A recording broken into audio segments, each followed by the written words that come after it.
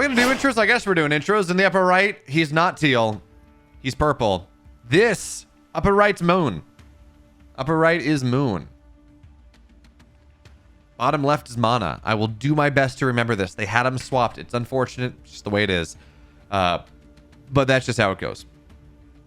So we saw MaNa. He kind of dumpstered TLO. TLO did a decent job in game 2, but the problem was he got his entire bio army trapped in a corner. That's an army that really is very squishy. That's an army that you really have to be careful with. It's not very good unless you are very, very specific about how you're looking to play. But the cool thing about this is we are seeing different builds opening in this first game of our finals. MaNa goes for an expand first. He gets a shrine at the natural very quickly. It's important to note, by the way, that you want to make sure that you have that orthogonal, perpendicular to the Luminite line so you get maximum optimal mining. And also, you want to get as close to Luminite as possible, but also in line with Ethereum. That does help out a little bit. So we're going to see Shrine Double Vault coming out of MaNa here. Early economy, delaying that army production just a little bit, but still having it, and of course building 2 vaults to make up for that. Meanwhile, Moon, he goes for something a little bit different. We got a meat farm defensively. It gives you a little bit of vision. You need it for supply, but more importantly, it gives you those fell hogs that keep you a little bit safer. But Moon went vaults, shrine, vaults. So this is a 2 racks, a 2 vault opener.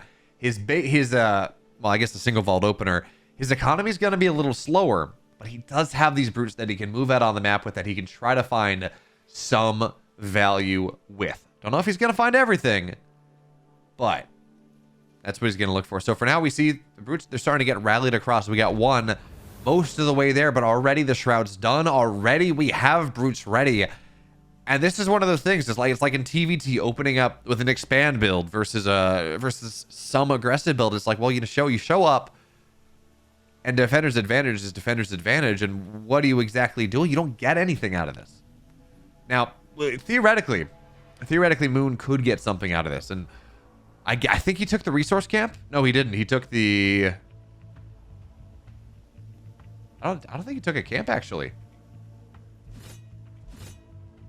So I was gonna say, you theoretically you can go and you can take a camp early on with. You can take some of your opponent's camps with this. Maybe taking MaNa's resource camp, going and taking the resource camps in the middle or something. That would be a benefit of getting that vault earlier. But as it stands, I know I can see out the vision camp. I think that's what he did. Anyways, we're gonna see. Yeah, Moon just lost the brute for free. He's gonna get some fiends out of it. But again, that's not really what you want. You really want to keep these in, unless you plan to do something with the brute. It really is not what you, or if you plan to do something with the fiend, it really is not worth it. As the fell hogs, we're seeing how good of a job they can do defensively. Fiends go down, but MaNa's gonna walk right on by. He's gonna walk right on by everything.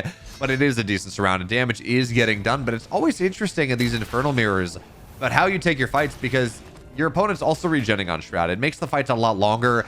It makes it a little bit more viable to convert a bunch of your fiends, a bunch of your brutes into fiends, because they're gonna not lose damage over time. They're on Shroud. They can be a little bit more effective. You can run them around for forever.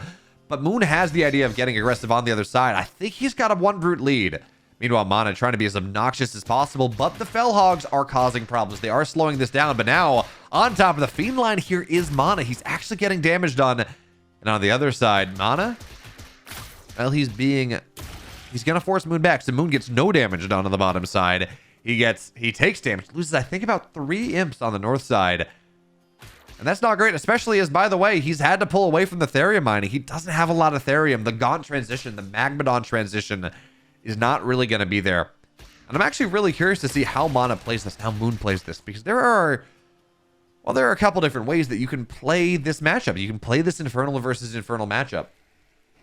I was playing a lot of Brute Magmadon, getting a ton of vaults early on, just spending all your Therium on Magmadons, on Infest. Just have these big beefy boys that sit in there, and eventually you get upgrades, and it kind of gets a little weird.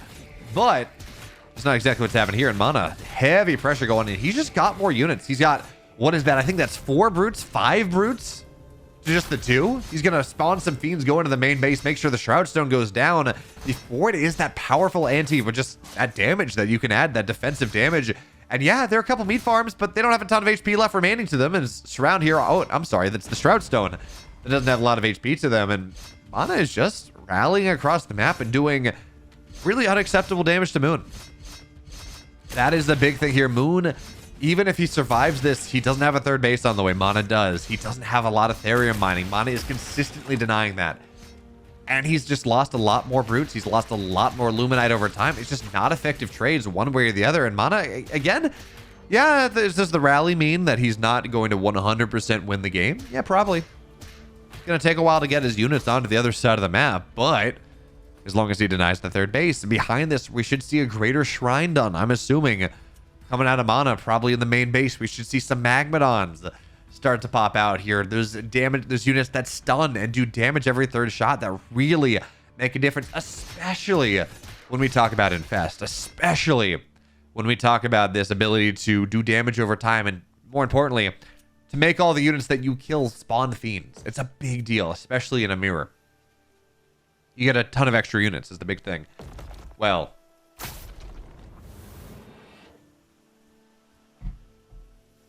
Moon's in a bit of a rough spot. And by the way, I said he didn't have a third base. I missed the base on the right side. So he was able to take the third base, which is actually a better one for the most part. Again, you want as much Therium as possible, especially as Infernals.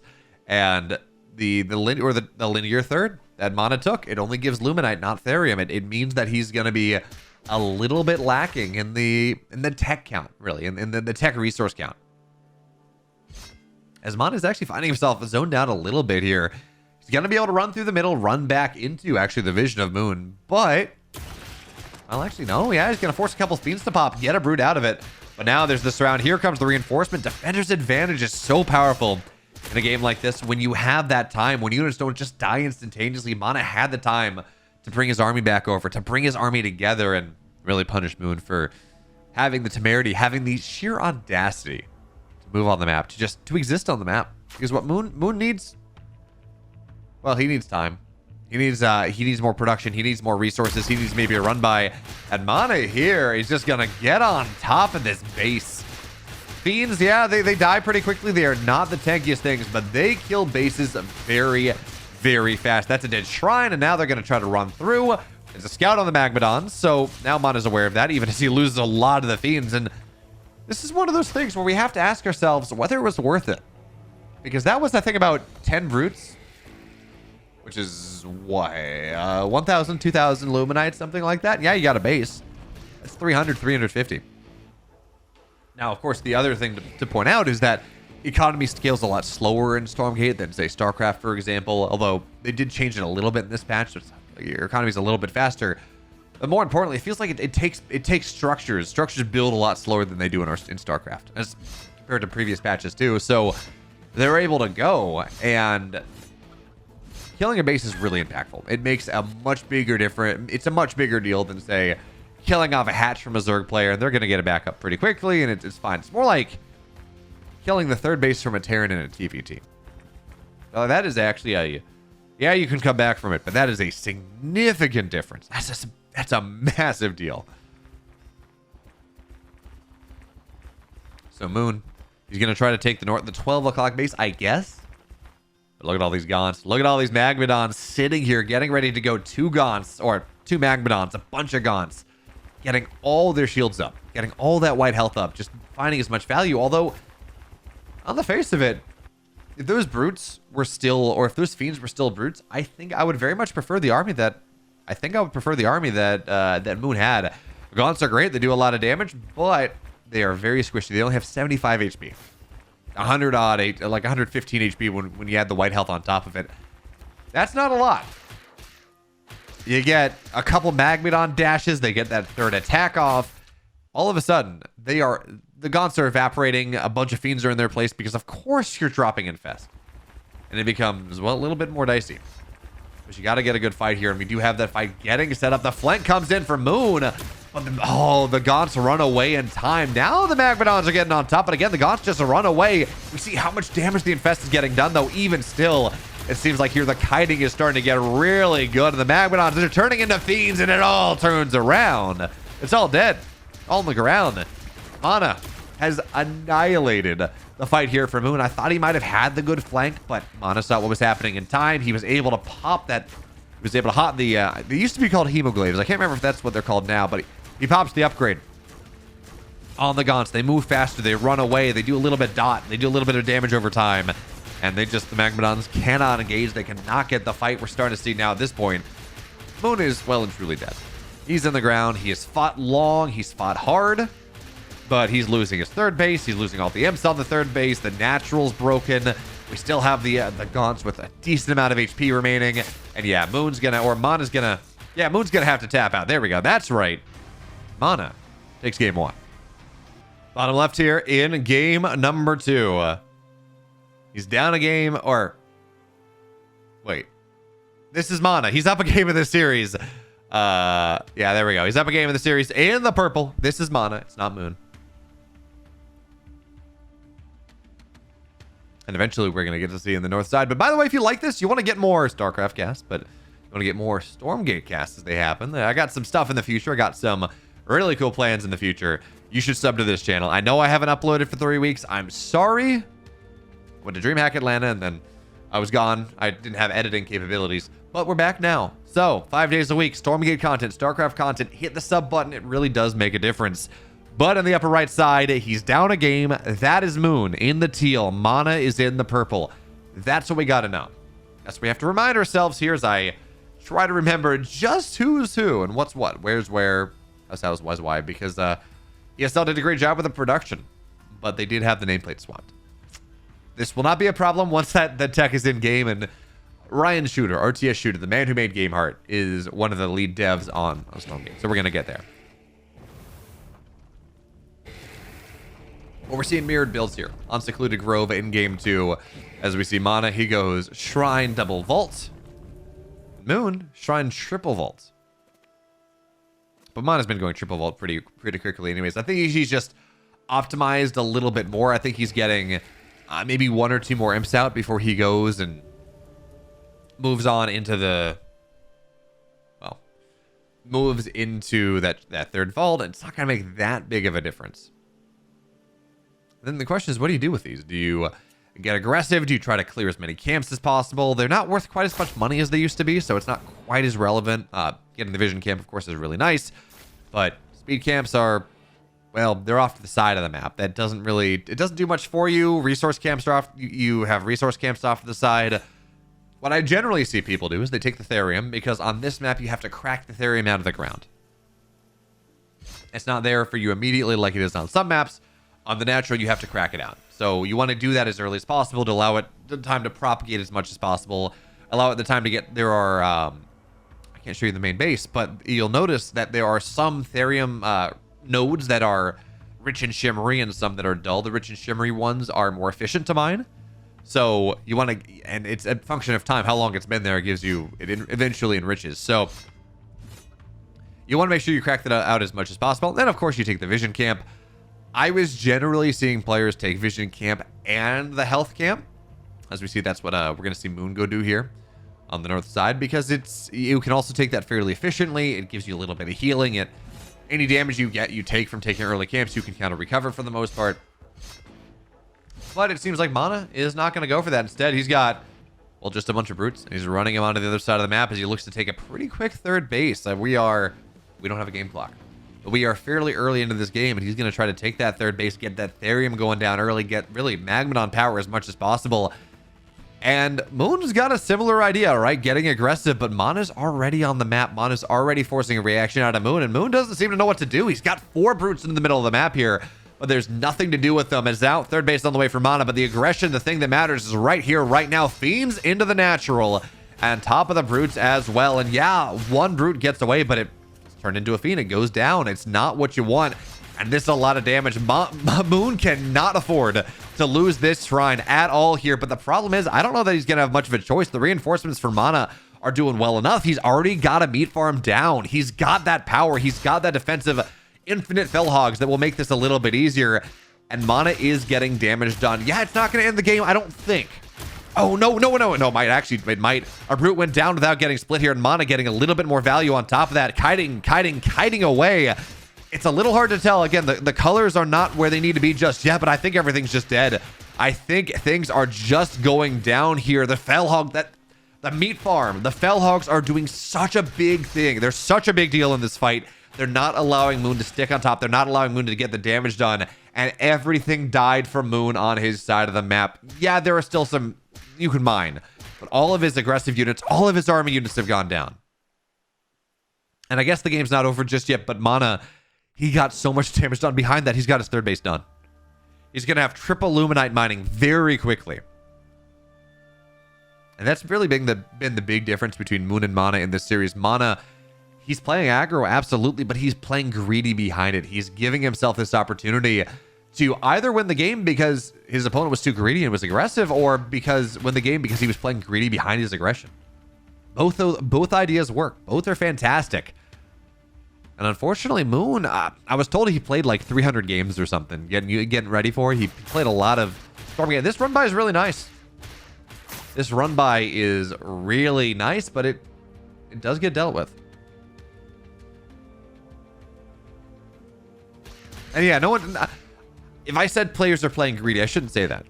I should say that MaNa is playing. He's doing a better job of expanding behind his aggression. So it's more that MaNa he's playing greedier, I guess. But it's the age-old tack of, make your base than defense. Or in this case, appear strong where you're weak. Appear weak where you're strong. Quote Sun Tzu and expand while you attack. As we will see the vision camp go down. So MaNa can't be quite as happy. Can't be quite as happy as he might otherwise be. But again, he's heavy mining off that third base. I'm going to assume a greater shrine is up now. I'm going to assume that we're going to be able to get some Magmadons out fairly quickly, but well, it's only conclaves for the moment. No, it's really blank on the name of the structure. No Magmadon tech at the moment for MaNa. I think he just wants to end the game right now with a ton of units. Get Gaunts, get Roots, Sledgehammer on the way through. Don't waste the time to get up to the heavy Therium counts that you need to get Magmadons out. Just go for it. Now, that's a bit unusual because, again, the way most players were playing this, it was, I'm gonna hit maybe a brute Magmadon timing, but I'm gonna get up to these Magmadons as quick as possible. But MaNa, on the read here, he realizes he doesn't have to and gets a really nice surround on the brutes as well. So they're gonna be forced to split maybe, and that's where the Gaunts with some sort of meat shield behind it are so nice, and the Infest go down on either side, but it is just clear at this point that is not going to go in the way of Moon. Not at all. The third base, it was attempted. It gets canceled. 262 Luminite refunded. Something. But at this point, this army that MaNa has is going to be difficult to start. I like the Fiend run by. Moon's got to make something happen. He's got to find some value in this. But actually, I think he might have enough to defend here. That's a lot of brutes, and there is a Shroud Stone. And he might have enough energy to drop another Shroud Stone on top of it, but the damage is going down to the Shroud Stone. That might be the only one, so no Infest here available. MaNa will be able to drop Infest of his own, and yeah, the reinforcements are getting knocked by the Fiends, but I'm not sure how much it matters because the Fiends are going down too, and the Gaunts that kite away. And again, it's a one-sided Infest battle. This will always go in the favor of our purple Infernal player. When you have the Infest, it's just damage over time, and the snowball of the Fiends are such a big deal, especially as you get on the Imp line. Because they will just, you kill off a bunch of imps, they turn into fiends. It is GG very, very quickly.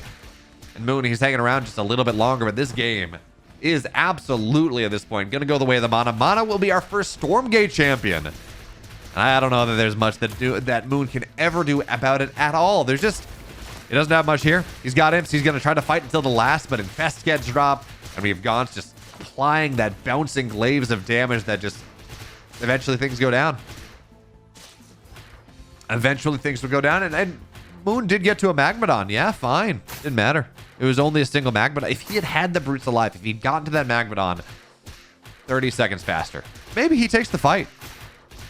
But because he was fighting Magmadons by themselves and then brutes with themselves, it did not matter as MaNa. He knows what's happening at this point. Moon, we saw the shrug of the shoulders. The Natural's dead. The third base was never allowed to get up at all. And actually, there's nothing on the Natural anymore. There's some production, but that will go down very quickly. And the Mass Conclave play is not what it takes for Moon here whatsoever. At this point. Magmadons are nice. Magmadons do not bring you back from 2 bases down. Especially, again, considering how long it takes to build structures in this game. This is not a quick, I can drop 2 bases in 30 seconds, you know, a minute later, I'm okay. This takes a while. So, yeah, Magmadons are popping, but at this point, Moon is doing, he's just giving it the old college try, but he's going to have to top out here. MaNa is your first Stormgate champion. He makes it happen. And that is that. 2-0 over TLO, 2-0 over Moon. And now, well, they're going to go, and he's going to get his pretty fancy trophy. But if you like this, hit the sub button. That's all I got to say.